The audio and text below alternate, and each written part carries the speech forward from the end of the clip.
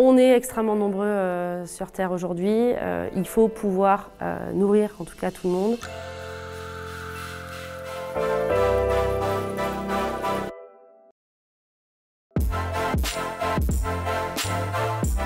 Le dernier gouvernement, le ministère de l'Agriculture s'appelle désormais le ministère de l'Agriculture et de la Souveraineté Alimentaire. Donc ce sont deux sujets extrêmement liés. La première chose, c'est arriver à nourrir les populations et on le voit encore plus aujourd'hui où c'est un sujet d'actualité avec l'inflation depuis un an. Donc ouais, c'est des sujets qu'aujourd'hui on ne peut pas dissocier. La notion de souveraineté alimentaire, elle est stratégique parce qu'elle touche un des besoins fondamentaux des populations, à savoir s'alimenter, et qu'aujourd'hui, on n'est pas tous égaux face à l'alimentation. On s'interroge vraiment sur la provenance de l'alimentation, sur la capacité à produire sur notre propre territoire, et on parle aussi beaucoup de souveraineté alimentaire à l'échelle locale, régionale.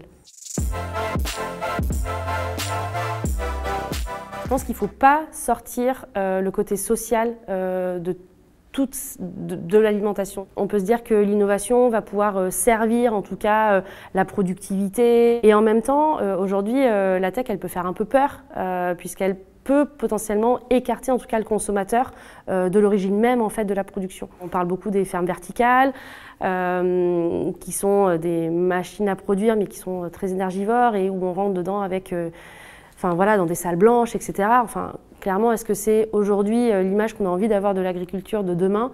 Je ne suis pas certaine.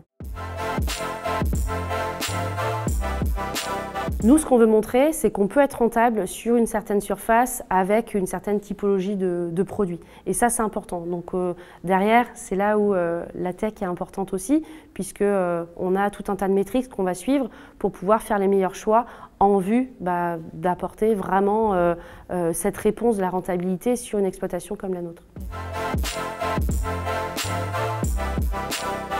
Je me suis lancée dans ce projet-là, c'est que évidemment je suis optimiste, sinon j'arrêterais, je ferais carrément autre chose.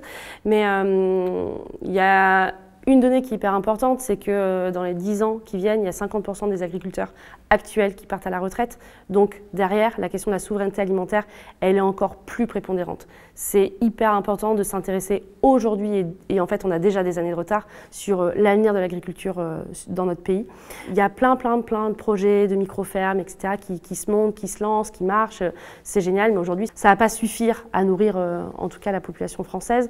Donc il faut qu'on réinvente le modèle agricole aujourd'hui. Et bon, il y a des choses en place, nous on contribue à ça. L'aquaponie est une des solutions d'avenir, identifiée comme telle. En revanche, on ne pourra pas tout produire non plus.